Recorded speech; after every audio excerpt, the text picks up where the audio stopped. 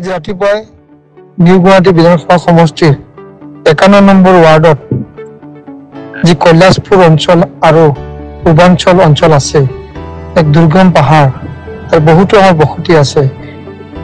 এই মানুহখিনিক এই ৰাইজৰ লগত কিছু সমস্যাৰ বিষয়ে আলোচনা কৰাৰ ক্ষেত্ৰত আমি আজি উপস্থিত হওঁ। আমাৰ লগত উপস্থিত থাকে সেই ৱাৰ্ডৰ যুৱ পাৰিষদ ডিম্পল ৰাভা ডাঙৰীয়ানী, আৰু লগতে আমাৰ বিভাগীয় ইঞ্জিনিয়াৰখিনি থাকে। নিশ্চয়কৈ ৰাইজৰ যি অভাৱ অভিযোগ আছিলে, ৰাস্তা ঘাট হওক, খোৱা পানীৰ ক্ষেত্ৰতে হওক, বিজুলী বাতিৰ ক্ষেত্ৰত হওক, সম্পূৰ্ণ বিভিন্ন ধৰণৰ কথা আমি আলোচনা কৰি আজি এটা তাতে কৈলাশপুৰৰ যিটো মুখ্য পথ আছিল সেইটো আমি উদ্বোধন কৰিলোঁ।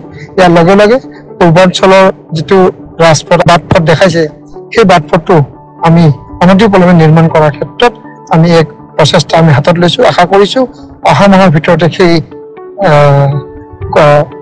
পূৰ্বাঞ্চলৰ যি আমাৰ বাট আছে সেইটো আমি সুন্দৰভাৱে নিৰ্মাণ কৰিব পাৰিম।